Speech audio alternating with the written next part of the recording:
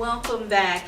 Before we actually go on to our next guest, I just want to give a big shout out to our sponsor, April with Divine Treats. April. It will be a joy, honestly, for all of you to come down and be a part of the audience because you get some really nice baked sweets. She just had a pineapple upside down. It was delicious, but enough. I'm sorry. But let's tell her excited. she did the dessert for the 35th District Day for Senator Donzella James. Okay. Everybody loved the cakes. And what else you had? You had a cake down there, and what else, April? We had our triple chocolate espresso cake. Oh, and that's then my we favorite. had the mini cheesecakes with raspberry and blueberry. That's so good. And then we had pound cake. Wow. Yeah. So Okay, good. so Avi, go on. I'm not even allowed to eat that. What was that? The triple what? Espresso. Yeah, it had a lot of espresso. Yeah, I can't eat that no more because somebody was mad at me last time I I was ate that. very mad at Yeah. somebody the last time he ate that. But But 15 cakes, right? yeah, it was more like 20 takes. But a big Yeah. shout out to that. The desserts were delicious, so thank you for that. We will also have her information posted as well. Now we are pleased to have our guest. I'm so excited to have you on, Alberto, but we call him Al B. How are you? Doing good, doing good. I want to, as I've done with everyone else, I want to give you a little bit of background on Al. You were born in Manhattan. You were born in Manhattan, New York, moved to Florida, and eventually you wound up here in Atlanta. When you were young, you were adopted. Yes. Right at birth, you were adopted. And your adopted family was pretty traumatic. Yeah. With them, okay? And just so you folks will know, his entire bio is up on Facebook, on our page, so you can go and you can read it. It brought tears to my eyes. I had to have the tissues out, and I'm a very emotional person, so if you see me tearing up through this story, just understand that's why. Make sure you give us some tissue. Yes, I'm gonna need some tissue. But during your early years, you were physically, sexually, mentally, and emotionally abused. All through your adopted family. Yeah. Wow. And of course, after I give this bio, you can tell us how that impacted you. Because of that, you were in and out of mental health and behavioral facilities as well. Diagnosed with everything from bipolar to bipolar, impulsive control, psycho. Those are a lot of disorders. You were diagnosed as being schizophrenia. Wow. But you're getting help. You got help, or you still going through that, or? You got help That's for good. it. And then later on through, was it high school or was it earlier than high school? You were kind of questioning your sexual identity. It was. I kind of always knew, but it was really. Just tell us. Come on, tell It us. was high school. Okay. Yeah. All right. Well, hold on. And then, after high school, you kind of just decided to, okay, this is your sexual preference. That's what you decided to go with. And then it was a path where you were with, I guess, friends, and I like to put those in quotes because they led you down a path that you shouldn't have been led down, and you found out that you contracted HIV. Yes. And that, of course, we see you went through some changes with that. You felt certain ways with that, but now you're at a good place. You're a motivational speaker. You try to encourage and inspire and enlighten people, and that is a lot. So, like I said, for those of you who weren't able to read his bio, I summed it up right there. But now I just tell us a bit about, you growing up with some of the things that I mentioned that you probably didn't even put in there. But tell us about growing up and just eventually when you found out your sexual identity. Well, like you said, I was adopted at 8 months old. Been with the family. I think they said I was 2 months old, but they officially adopted me at 8 months old. Never knew my birth family. I think I was 5 years old when I went to my first behavioral center. All I know from my previous family is that my birth parents were drug addicts. So she was pregnant with me when she was pregnant with me while using drugs. So when I was born, I had drugs in my system. She left me at the hospital, and then I was adopted. Still kind of question though. It's crazy because that's one part of the story. But I still question that because when I was 16, I was trying to get my driver's license, and I never had a birth certificate, so I had only a copy. And so I applied for a birth certificate, and my adopted parents are on my birth certificate 10 days after I was born, Wow. which are supposed to be my adopted parents, not my birth parents. And when I questioned my adopted family about it, they said, I don't know, ask the people who made it. So it was just a lot of drama with them. So I was always led to believe that I was adopted, but you know, it's still an uncertainty. But that just doesn't excuse all the things I've been through. I went through child sexual abuse with my brother Wow. as early as 5. And this was your adopted Adopted brother. I'm the youngest of 9. Wow, all There's, boys? five boys, 4 girls.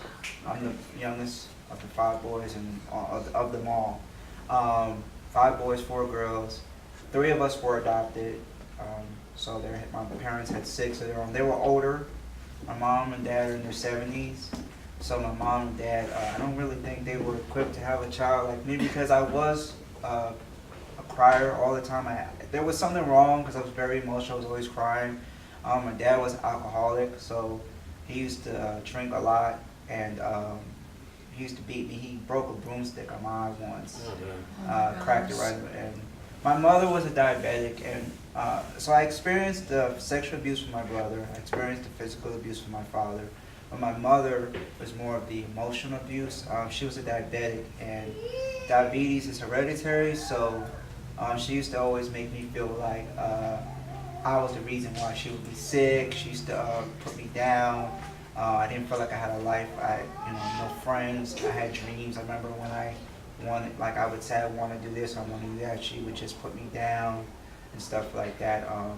Wasn't one of those kids who got to go outside and play on the streets. I was school and going home. I had my own little I think that's kind of how I got very creative because I would like draw little cutout papers of houses, and I love matchbox cars, and I would just play around in my house, in my room, because that's where I was. Like I would just do my own little thing. Matchbox, they all Yeah. surprise. So I was pretty much just a loner. Didn't have friends, and my brothers and sisters were all older than me. But one thing I will say is, growing up, I did have a brother with Down syndrome, so that kind of helped me be open-minded a little bit. But You know what? I was saying he was adopted. Adoption. I mean, when someone's being adopted, that's real. I mean, that's real. That's something that hits home, right? yeah. Yeah, because I'm gonna let it out. I was adopted myself. A lot of people don't know. I never brought it out, but I was adopted myself. So you didn't even know that. I didn't know that. I just Yeah. found out something new about you every day. Yeah. Wow. But especially Mother's Day and Father's Day, it's that's Yeah. so bad. Those are And two days that's And I guess, like your story from your childhood, I know it intrigues me so much because we have completely different childhoods. I came from 2 parents who were together almost 40 years. They died still married. They raised us in a certain way. They disciplined us. They did. But I didn't experience anything, that you've gone through. So, and even being a parent, myself, to see how you could even do a child like the way that you've been treated, it's devastating. And I don't understand that. So you being the adult that you are now and you looking back on that, like how does that make you, I guess, feel about it now? Do you still have a lot of hate, resentment? I did for a long time. I did. It wasn't until like a few years ago where I started to, so when I was 19, I found out, I actually accepted that I was gay, found out I was positive, and I moved out from my house officially. Because you was positive when you were 19? I turned 19. I was 19, Okay. so it'll be 10 years this And, year. and we're definitely gonna touch on that. So, Yeah, right. we definitely are. And I was kind of in transition of out of my home, but I was 19 when I left home officially. But I had always been in and out of the home. I never really grew up home. In a stable home. I grew up more in programs, behavioral centers from age 5 to 18. So it was funny because when I would actually go back home, I would feel like a stranger. It was really crazy because I felt more home in institutions because I spent more time there than at home. So when I would go home, I would feel like a stranger. Now, every time you went back home, were you still subject to the same abuse? Yes. Well, the sexual abuse that stopped at age 9. It was only from 5 to 9. But my father was an alcoholic, so that went on for most of my childhood. But even as a 16, 17-year-old, my mother was still the emotional and stuff. Like even when I went home at 18, when I left my program, she asked me to come home. They actually terminated parental rights from me when I was 14.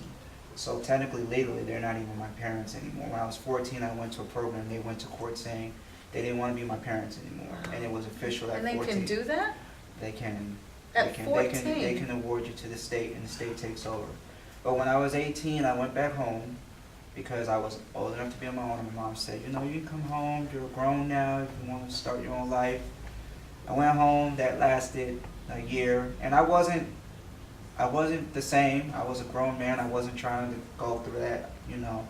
She treated me like I was 16, trying to control me, tell me where I can go. I was working, and I still had, so when I started meeting friends, and I decided, okay, it's time for me to move out, I left, and I moved out, and been on my own ever since, and you know, even still, you know, so when I was 19 and I moved out, probably like 2 years later of me living on my own, I thought we were forming a relationship. You know, she saw I was doing well. She was proud of me. She actually told me for the first time ever that she was really proud of the person I was, you know, that I'm doing better than some of my brothers and sisters. And my mother was never the kind of mother who encouraged me or told me anything about me. She never even told me she loved me. I remember she even told me one day that she could never love me for the things that I took her through. So for her to tell me that was great. And so 2 years back in 2010 or 9, they just stopped talking to me. I was trying to reach out to one of my sisters to form a relationship with her, who I hadn't seen in 10 years. And I guess it didn't go very well, and it caused some rift with my parents, and we stopped speaking. And I haven't spoken to any of them in 4 years now.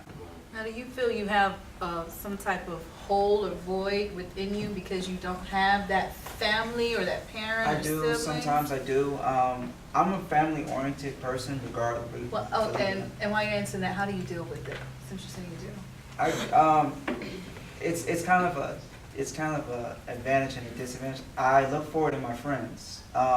And that's where it could be an advantage or a disadvantage. I feel like with my friends, I put so much into friendships. I put family, friendship, relationships into it because it's, you know, I don't have that balance. So when I make friends or I'm trying to get to know people, I put it all in them, and sometimes it can be an advantage, overwhelming, and a disadvantage. So sometimes it has been hard.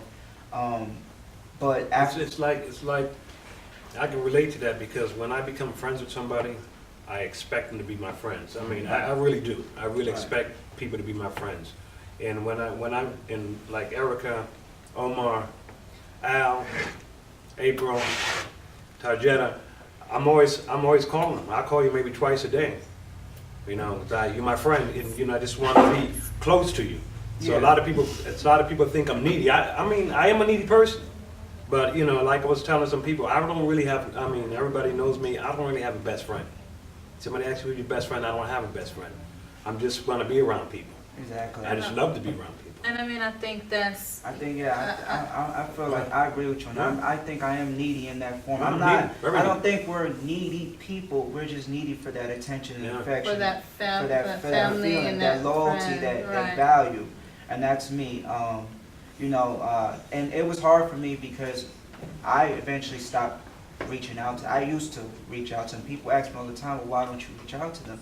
I said I did, but it was a problem because it was affecting the way I built relationships with other people. I was holding on to the anger and the hurt and the resentment that I was pushing people away, and I was bitter and angry. So when I decided that I had to let that go, and if it was meant to be, they'll come around. I mean, I love them still. If they came to this door right now and said, you know, that's just the kind of person I would welcome them in because you know, there was a time when I was a little kid that even through all the mess that my family took me through, I was a mama's boy. I had to see my mother or smell her scent at least throughout once in the day to know that the day was all right. Like I could not go a day without seeing or hearing my mother's voice. That was hard for me. If I did, it messed me up as a kid. And there were times where my mom would, like, there would be some kind of argument or something, or even if my dad and my mom would argue, I would like cry to make, because she would want to leave the house, and I would cry to make her stay. I did never liked her leaving. Like that was really important to me. So it is hard, you know, especially during the holidays, because to me holidays are family, especially Right. Christmas and Thanksgiving. That's all to me is holidays. So that's hard for me, but I deal with it better, and it gets better every year, you know. And just dealing and just letting it go, and not holding on to the anger makes it easier, you know. Easy. Can I ask Alan a personal question? What was the name of the foster care? You was in foster care. What was the name of it? You don't remember the name of it? I knew that one of the placements I was at in New York, because I've been in placements from Florida to New York, well, Florida, New York. Well, why all over? Or because I was born in New York, so Right, we started uh-huh. out in New York, and then my parents moved to Florida, and one of the placements I was in, which the longest, was 4 years. It was called Little Flowers in New York. I heard of that. It's I heard of that. It's it's in Brooklyn, right? It's in Long Island. Long Island? Long Island. Little But Flowers. that was where she claimed that they got me from. But once they moved to Florida, they actually moved to Florida in the time I was in there. And I remember for the longest, I didn't even know they had moved to Florida. They like left me there. So then my sister, who lives in New York, when I was discharged from Little Flower, she took me in. Didn't work out with her, so I wanted to come into Florida with my family, which was in '97. Okay. How many families you were? How many families you went to? Or you just I was one actually never in another foster home. You know, I mean, I was only in facilities. So and you were homes never in and- foster care itself. You just No. went to I different was awarded facilities. to the state, like DCF or defects, I guess they call it here, Mhm. but I was never actually in foster homes because up until 16, I was still, like, I still had my parents. So they had me in like group homes, behavioral centers, and then. Even at 14, when they said, we don't want to be your parents anymore. No, I was in and it was like a behavioral center Okay. place. And then from there, they have a independent living facility, like part of it. So when I was 18, they moved me into the independent living. I was actually supposed to graduate high school from there and then go on my own. But because the facility, at first they said they don't keep nobody past 18. Yeah, it's like they kick you out. Yeah, they but, kick you out and you're on your own, but then they decided they wanted me to finish high school there, and then halfway into my 12th grade year, they said that they couldn't, so I wound up leaving, and that's how I wound up back home with my family.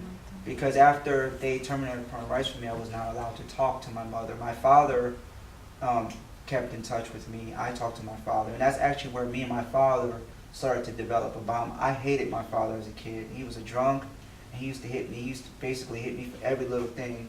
I hated him. Did you go to the hospital with any of these No, occasions when he no, went just- into his rage? Just the eye one, Just for just the the eye? doctor, but I hated him. But when That was your foster father.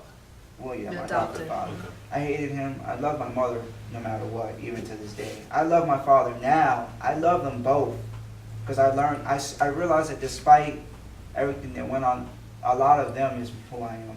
My father, I still feel like my mother, aside from all the things, she's a caring person, and I think she's sensitive and caring, and I think I picked that up from her. My father is a talker, and I am a talker. You're a talker. I'm Blah, blah, blah, blah. My You father are a will sit there and talker. tell you stories for everything, and that's me. And he's actually a sensitive man too. He's very genuine. He's a person who go out of his way to do anything for anybody. So despite, that's just the kind of person. No matter what I've been through, no matter how wrong you did me, I still can remember the good. Forgiveness. Yeah, the You're good, full of right. forgiveness.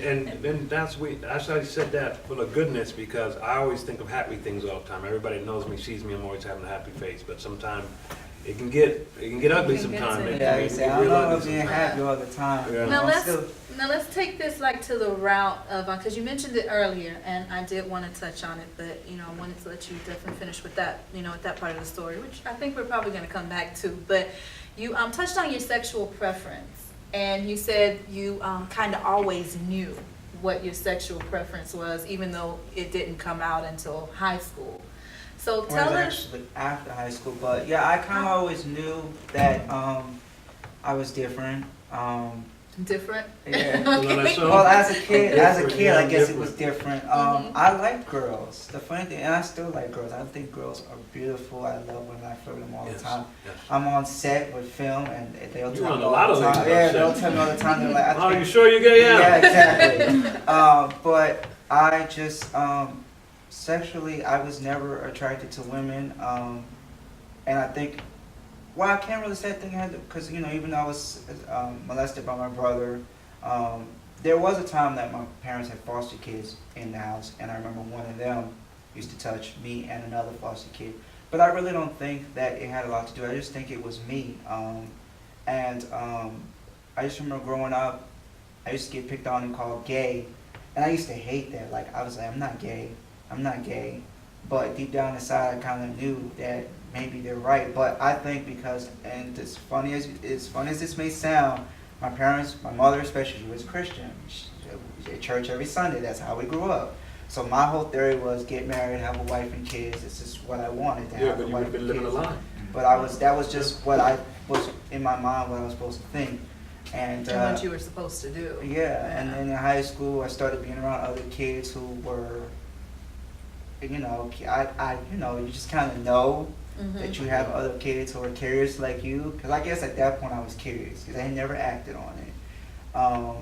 And then I remember I was 19. I had this friend of mine who I call him my cousin. We were friends, but we grew up in the same town, and we went to school together. I went to my first gay club, and that's another thing. I was very, very low in self-esteem. I never felt attractive, because I never felt noticed and never felt attracted. I felt worthless Now, all was that the time. because of your childhood? Because of You my felt childhood, that way? because I was picked on in school all the And time. why were you picked on? Like, did they say, Well, because- did they say, oh, you're gay? Is that why you were picked on? Were they calling you other They called me names? gay because I guess the way I dressed, I had like my parents. What's wrong with that? Well, there's not Let's stand that. up, stand up, Steve. What's wrong with that? What's wrong with that? I mean, like that, but like I I was guess chilling. in school, kids are very crucial with Right. the dress code. So I remember I had some tight jeans. It wasn't cool like Back it in is the day, now. skinny Right? It jeans, wasn't right. cool like it is now. Gotcha. I was sensitive. I was quiet. Totally opposite of what I am now. You can't get me to shut up now. Yeah, I was a party animal But too. I was quiet, so I was always picked on, and so I just never felt attractive. I would, even in high school, I would try to talk to girls. I tried to talk to girls. I would go up to them and be like, hey, What was the best line? What's funny is I never ran lines. I would just talk to them. I Yourself, would just right? be like, You were yourself. because girls in school, they're very cliquish. They want the hot, football star. They want to be, the bad guy. And I'm like, if you're with me, I'm not gonna do all that to you. And they'll be like, oh, he's so cute. You're like my little brother. And I hate cute to this day because of that. So I can't call you cute. No, now. when you say cute, So what do you puppies and what do you babies. consider yourself? Handsome, cute, what? I mean, make me feel like a man. Make me feel desirable. Tell me I'm fine. Tell me I'm sexy. You know what I'm saying? All right. I know Like, about tell me that. I'm cute. I feel like I feel like a teddy bear like a or teddy something? bear or a puppy. I want to be a teddy bear. I think about that when girls in school used to tell me, "You're so cute. You like my Did little they pat brother." you when they said I you're mean, cute? no, really, they're just like, whatever. Rub Just, you like, just- you're so right, cute now. Right. Oh, So God. They didn't I put you in the appreciated friend that, zone. but I knew that's where it stayed. Like I'm just that they would. So when I was 19, I went to my first gay club, and guys were like, he's attractive. You're fine. Did At they call first- you cute? And at They first, said no, he they was said I'm attractive. fine. Oh, okay. And I was like, at first I was looking around thinking they were talking to somebody else. Then after a while, you can tell me nothing. You got the ego, right? You got the ego. It kind of just fell into that. And I met I think, and another thing, I was vulnerable. I think they had a lot to play with. I just wanted to feel accepted, Yeah. wanted, needed, noticed. And that was where I felt noticed. And that was when I met the first guy I ever interacted with. At And- 19. At 19. And and I gave in, and I found out. In December, I met them in 2003, of December of 2003, and I remember when they were sitting in their car and they told me that they were HIV positive, and that they asked, they told me that they were. And I remember being more concerned because this is what I thought. I thought God finally sent me somebody that loved me and wanted me. But I was caught up in the fact that I was vulnerable and he fed off that. I was caught up in the idea of who he was, not who he actually was. So when he told me, I was like, why would God send me somebody like this to have such a horrible disease? Like, he wouldn't do this to me. So I actually was in denial. I was like, no, there's no way. God cured him because he wanted me to be happy. I didn't believe it. I didn't want to believe it. I was more worried about him. And then that went on. And I remember I got sick in like January, February. I got really sick. Well, can I just go back a little? When he told you that, I mean, what was your first reaction? I mean, I was shocked, but like I said, I wasn't even worried about me. I was more worried about him. I was like, so because at first really loved him. I loved him. I was like, I was like, are you okay? And we were in his car, and I remember he told me he thought that I was gonna smash every car out the windows out and run down the street. Yeah. But he asked me, he said, well, whether you have it or not, would you stay with me? And I said, yeah, I mean, because I love you for who you are, not for what you have. It's true love right there. And okay, before you go into your experience in finding out, I just have a couple of more questions as far as your sexual preference is concerned, or being gay, and I'm asking these questions because you said that you felt low self-esteem, you felt worthless and things like that. So when you found out, and I know you said that you were raised in a Christian household, so how did you feel about that? And then when other people, when you told them, hey, I'm gay, I don't live up to your Christian standards, how was their reaction, and how did that make you feel? Did it make you feel even more low? And I'm assuming that based on how you said your mother and your father was, I'm assuming their reaction was the worst instead of the best. I never could speak on it. I think within the last 3 years, I don't care anymore. I mean, I don't really label myself. I mean, I say that for now, but I don't care. Like, you don't pay my bills, I don't care. But back then, it was like I couldn't say it. I didn't even want to admit it to myself because I was just so used to being judged. And I know that we still live, it's gotten a lot better, but we still live in a society where everybody's not open to it. So what do you say to those people who feel that because you're gay, they can judge you? Or those, Bible thumpers and things like that who swear that you're condemned to hell because of that? What do you say to that? I don't really even entertain them. Mm-hmm. I don't. I kind of just let them have their opinion. That's really all it is. I mean, that's information. What their opinion of me is none of my business. Really, right. And I mean, and then like with my mother and father, I actually sat them down and told them, we went to a restaurant because I was already out the house, and they wouldn't even let me come back home because my mom told me when I left I couldn't come back home. So, but any particular reason why? Because she was mad that I left. She felt like she gave me a chance to come back home, and because I wanted to spread my wings on my own and go, she was mad. So she was being vindictive. So I sat down and told them, because I told them about being gay and that I had just got tested. I didn't have the results back. And my father didn't say anything, and I respected him for that because I'd rather him not say anything than say some of the stuff my mother said. And I respected him for being quiet, even though I know he didn't like it. My father is a manly man. My father was a macho man. He was an Air Force man and a bodybuilder back in his way days. So, not anymore. So my mother, she just went on and on and on and on. And one of the things that she said I still remember to this day was, this is a Christian home. I raised you in a Christian home. And I remember thinking in my head, I said, Mother, the toilets in the house are more Christian than you are. And she said, I raised She didn't slap you? No, I said it in my head. So she was like, you had sense with that one. She was like, I would have got hit with a shoe or she something. said, you can come to this house because I raised you, but you can't bring none of your friends. You can't bring none of those people to the house. That's what she said. Those people. Yeah. Wow. So. Okay, and let's just fast forward because I feel my emotions getting on another level. So let's fast forward. You were, I know, right?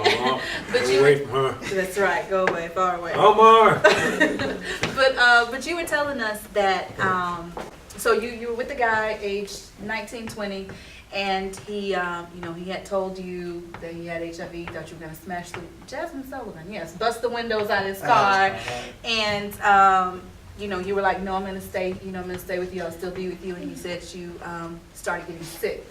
soon afterwards? I got sick. I went to the hospital. I didn't want to get tested.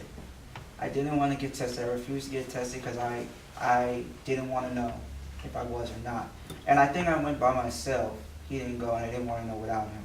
So, got sick. It was nothing. Then eventually, after that, I realized I wanted to get tested.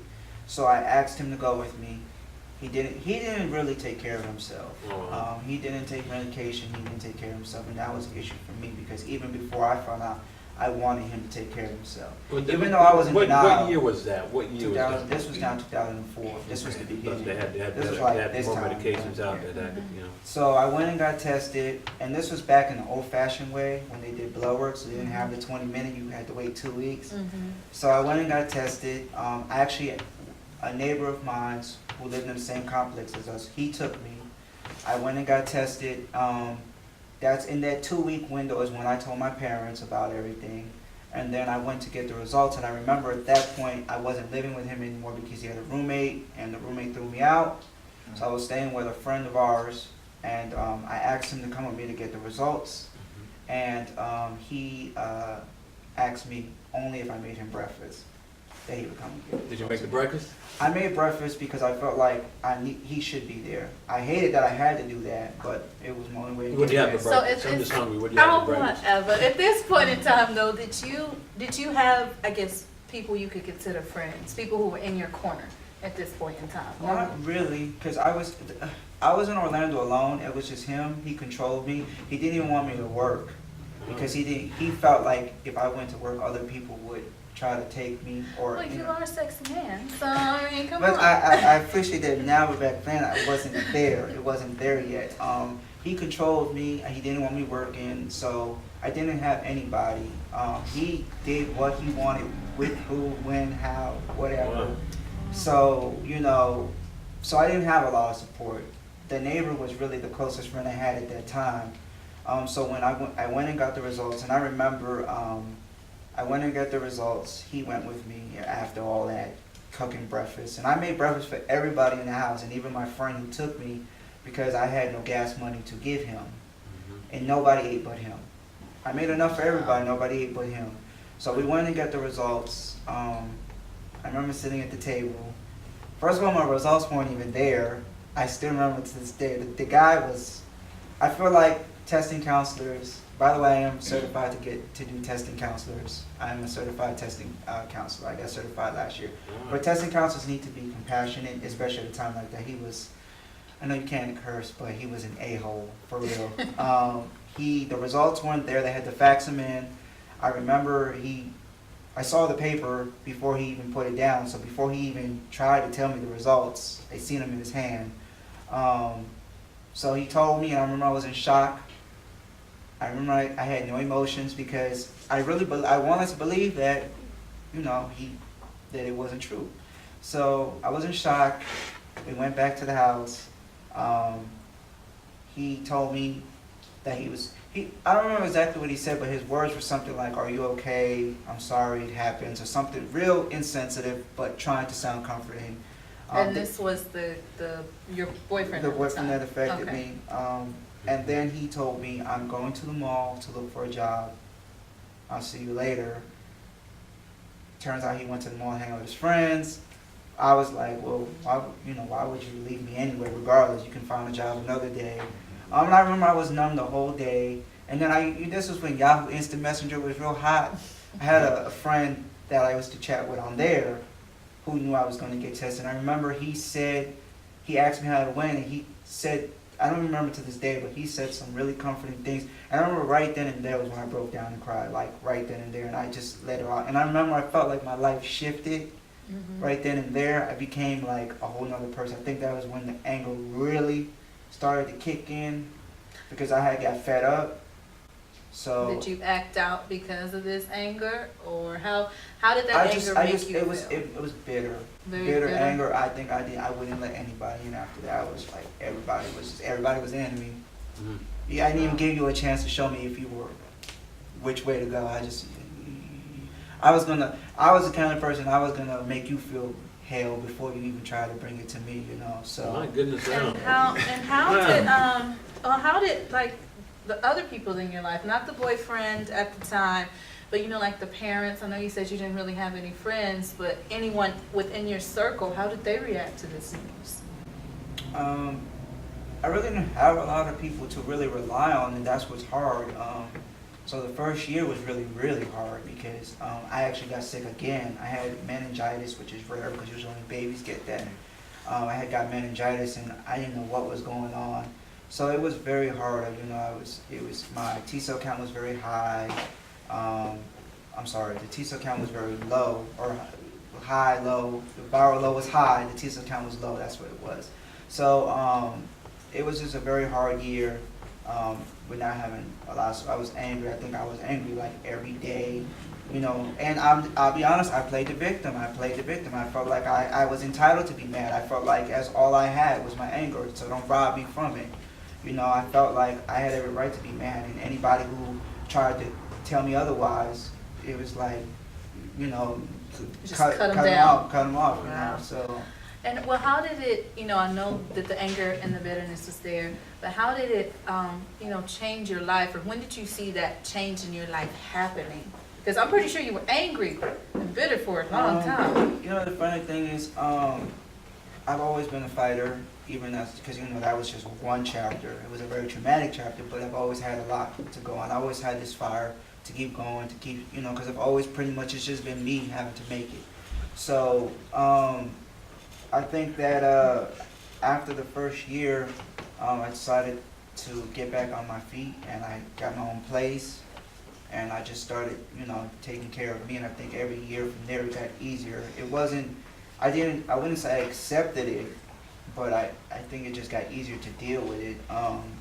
It wasn't until probably like maybe 3 years ago, 2 years ago actually, because I did my first actual event. I did a World's AIDS Day event, and where I publicly ever said, hey, I'm HIV positive in front of strangers. And I think that was the most liberating feeling ever. I've always felt like my story was, I always felt like I had a story to use to inspire others, but there were certain avenues that I didn't want to publicly speak about. But now I'm like an open book, and people always ask me like, you know, why are you so open about it? Aren't you afraid? I'm like, no, because I mean, when I decided to just do that, I felt like I'm gonna get criticized, I'm gonna get judged, I'm probably gonna get called this, I'm probably gonna get all that. But the picture for me is to inspire other people and to encourage other people, because you can live a healthy life with HIV. I mean, I'm an example. I mean, next month is my 10-year anniversary, and most people are like, I would have never known. But some people are just afraid to talk about it. I don't think there's nothing wrong about it. I think that it should be talked about. And we talk about cancer, we talk about all other things. You know, it should. You know, I think the more we talk about it, and the more we, you know, educate people on it, the more it will be accepted more. It'll be, you know, it'll be easier to deal with. So it was about 2 years ago I said I started to accept it and not care, and you know, and I think I just accepted me. Period. You know, I couldn't even go to the job, and you know, I don't run around the street saying, hey, I'm gay, or hey, I'm HIV positive, but I have no problem. Who care? I don't care who knows, who doesn't know. You know what I'm saying? It's not a problem for me because I'm still me, and I think that people who know me will appreciate who I am as a person. I'm not ashamed anymore. I'm not, you know, it's me, and I'm happy to be me because I look at it as a blessing to be here. I feel like, you know, there's so many times that, you know, I'm still working on my relationship with God. I mean, you know, I like to believe myself as a Christian man, but, you know, I like to be more consistent with it. But there have been so many times where I just forgot to say, you know what, I mean, God really has pulled me through, because there have been some times where I don't know how he pulled me through, because I didn't ask for him. I'm just be honest with you, I didn't even call on him, and he still pulled me through. So, I mean, for anybody who doubts if there really is a God, I mean, I'm first to tell you, you know, because even when I didn't call his name or didn't even feel worthy of it, you know, I'm here, so, you know. Okay, I'm tearing up. We gotta ask other questions. Let me ask, and let's go back on the T cells. So what's a good T cell count? Just explain to everybody, some people might not know. Okay, so the T you know what I- cells are your white blood cells, which is, we all have white blood cells, which is how healthy you are. So you want your T cell count to be as high as possible. Your viral load is the virus in you. You want that to be as low as possible. So I'm undetectable. I've been undetectable since 2005, which is really good. It's like having it but not having it. Like anything lower than like -50 is like really good. I take medication every day. No stress, eating healthy, taking care of yourself, exercising, all that is very important. Stress will kill anybody, but for someone, like us with HIV, you have to be a little more careful and take care of yourself. But T cell counts, you want that to be as high as possible. I don't know exactly, I think mine are in the 900s, but, high, low for viral load. So, yeah. And the medication, years ago, people who had HIV virus or AIDS, they used to take the AZT. That's no longer, that's something. Yeah, well, stronger than that, I used to, when I first started taking medicine, I went through a little process. I was one of those people who, I've been on medication my whole life because as a kid I was taking, they would call them the crazy medicine for antidepressants and all that. So when I was, when I first started taking medications, I went through a couple because I had a lot of adverse side effects. I was one of those people who, those not likely to happen side effects, they happened to me. So I went on 3 different medications, didn't work. The doctor said, well, we're going to take you off because you don't really need them right now. We don't want you to build too much resistance. So I was off, and then in 2005, or a year later, I started taking the medication that I took all the way until last year of April, which was 5 pills, because I take a series. I was taking four pills, 4 of one medicine, like cocktails. There's 2 medicines that help the other. I got diagnosed with osteopenia, which is hip deterioration in your bones. Did that come from the side effects? It could be, or it could have been hereditary, but I wouldn't know. So I took a lot of medication, and then they came out with a new one. It was new. At first it was only for new diagnosis, and then it became available to everybody. And I've been taking that. It's a 1 a day, and when I tell you that's liberating, going from 9 pills to 4 pills a day, it was great. So the medication is great. I really don't. If you take your medication, it's very important. Let's hope that nobody here has that to have to worry about that. But it's good to know in case you know somebody. It's very important to take your medications every day, not really miss any dosages, because if you do, your body can resist the medication and it won't work for you. And though we are at a better place with a lot more medication, and they're probably still growing, it's not like bukus of medication, so you don't want to burn yourself out of too many at one time.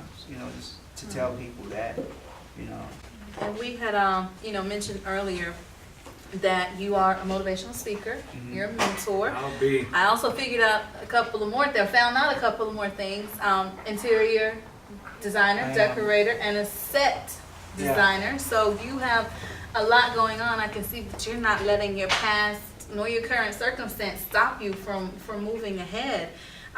So with everything you have going on, of course, I want to find out a little bit about, that and how you, work with your interior design, set design, with, what you have going on, because you take your medicines, you're doing fine, you're doing well. But I want to find out more about that, as well as what advice would you, give people to help them, like, or to prevent them from, contracting HIV, or to, protect themselves. And then I have to say, currently we hear so many articles about, people sleeping around because they hate that they have that virus and they're infecting other people. I swear every single week, even today, I came across an article, not because I'm trying to find them, but they pop up, so they look healthy. The individuals, they have HIV, they look healthy just like you look healthy, but they go out and they sleep with everyone out there and they knowingly give them that disease. So what can you say, to people to help protect themselves, against that, as well as to help stop, prevent this virus? I'll say that, but I'll say this real quick too. One thing that I noticed that when I first found out I was positive and, had to go through telling, like, do I tell or not tell, and when I would tell people, it used to surprise me when somebody would say, oh, well, I am too.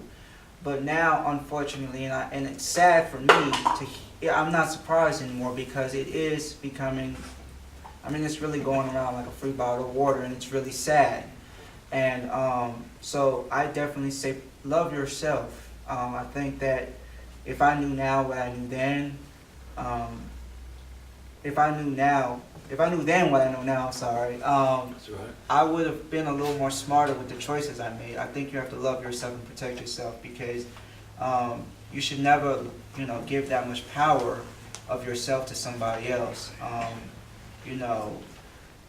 Yeah, it's really love yourself and respect yourself more than anything. And just, always just use protection, you know what I'm saying? Know the person you're sleeping with. Never just take an answer. Everybody will tell you what you want to hear just to get what they want from you, So, I think it's just very important to take those process and stuff and say no. Say no. Be okay to say no. Don't let them, intimidate you or anything like that. Say no and just protect yourself. I think it's very important. Okay, and then just final question before we wrap it up. How do you plan, to continue to spread awareness and to educate others about HIV? Really, just telling my story, spreading awareness, educating, and just being a mentor. Really, when I decided that it was time for me I didn't want to be a victim anymore. I decided that it was time for me to turn my story from woe is me to let's help other people. Rise up. Yeah, I just felt like, I want to be a mentor or a friend to somebody else because, like I said, there are people out there who are not there yet, newly diagnosed, old, whatever. There's probably people who've been diagnosed longer than me that still are just not comfortable with talking about it.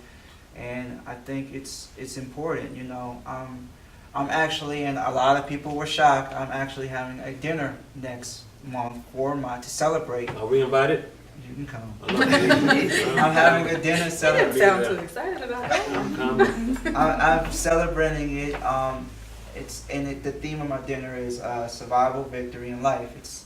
It's bigger than just celebrating. Oh, yay! I'm positive for 10 years. It's just everything that I've accomplished in those 10 years and overcame, and all the people who have stood by me. I've had people who I have one friend who's been there, for longer than I've been positive. And then I've had people who I might have just met last year. Al G is definitely become somebody really just like. There you go. He never. One thing about him is that he always makes me feel like I'm important. Like he always tells me I do a good job. And in this business, in the film industry, which is what I do as well. I think you're important. Well, thank you. Thank you. Yes. He's. I look up to him and I value his opinion. I'm always coming. Look up to Al? I do. Yeah, I look up to Al. So someone like him who I just met last year or December of 2013, I remember dates. I think it's important, but yeah, someone I just met a year ago, over time of that year, he's really just, and Tarjetta, which is not here, but just people that have just really just very genuine made people. Genuine and really welcome me and accept me in. And at first, you have to get to know the person, but once we've all gotten to know each other, so that's what the celebration is. Al's a great guy. He's a good guy. Filmmaker as well too. All right, so just give everyone your contact information. Keep in mind, he is a mentor. You are a certified testing counselor. Certified testing counselor. So anyone, if you, friends, family, know anyone who is affected by the HIV virus, they are more than welcome. Or just have questions. Because questions. I have people call me all the time and just ask me, and it may seem like the silliest question. And one of my friends was just newly diagnosed, and he asks us, he'll call me and say, I know this may seem silly, like, no, just ask. I'm open to it. I may not have all the answers, but sometimes you just need someone to listen. But contact information is Facebook, Be Reyes, www.facebook.com. I have my own website, which is www.albeskeeneye BeReyes.com, which is also my company. It's an organizing, event coordinating, hosting, and interior design company. Well, look at you. And then you can find me basically on Facebook. All my pages are linked together. So I'm very active on there. So either albieskenai.com or Facebook, you'll find me. So. And who's the friend you brought out? You brought a friend with you? My friend Cyrus, good friend of mine. Remember So- Cyrus the Virus? You know that movie? What's that movie? What's that movie called? I don't know. What's that crazy movie? You don't even remember yourself. Well, I have All two right. friends, Two. Cyrus and Robert came. So Where's Robert? Okay. Where's Robert? Hey, Robert, how you doing? And I know Sorry for to you, Robert. that must be, very, very special. yes, that came it's out all to about support you. loyalty to me and support. Good. I'm very big on that. And actually Al G came out here to support me, so I do Hey, appreciate Al. that too. So thank you. And Tarjetti, and she's getting ready for her schooling tomorrow. She came out The here. first today, day, so- right? Yeah, so that means Congratulations, a Tatiana. lot to me. So. Okay. Is there any final words that you would like to tell anyone before Thank we you wrap for up? having me. What day is it today? What day is it dinner? What day is it dinner? It's I'm just trying to find out. I'm being honest. Look, John's trying to figure out what the dinner is, really. I'm gonna send you an invite on Facebook, but it's But- April 27th, the anniversary day. Okay, Okay. didn't he had the walk? Was the walk he had? It's already done. Age walk, yeah, I do it every year. It's in October. I do it every year. Oh, It's I the missed age it. walk. Oh, but- I'm gonna be there next October. All right, so we are wrapping up. Thank you guys for joining us. Thank you, Al. You had me tearing up a couple of times. I had to stop myself. I am glad you are feeling better, Yeah, I'm John. feeling better. I'm getting so there. happy. I'm getting there. Yeah, I'm getting there. You still look just a little down. You'll be Yeah. all right. Go eat some more of April's That'll upside get down me up. pineapple Should have cake. brung you, April. Should have brung Yeah, what's that? definitely. What's that cake you had? No, before? not the espresso. Yeah, give me the espresso. And, we want to thank our other guest, Joshua. We want to thank Miss Ward. I keep calling her Miss Ward because I always mess up her first name. Aquila. Did I pronounce it right? Aquila. Yes, I got much better. Or Shay. So, or Shay. Hey, yo, I didn't Shay. know that. Shay. Yeah, So we I want to knew thank you didn't know Joshua. that. I know, right? Uh-huh. And we want to thank Shay. We want to thank everyone for listening. Thank our wonderful camerawoman for today, Alicia. And Am I supposed to do this now? Right? no, you're not. Okay. And we will see you guys next week. Yeah, we'll see you next week. Hope I do better. Signing off, Johnny.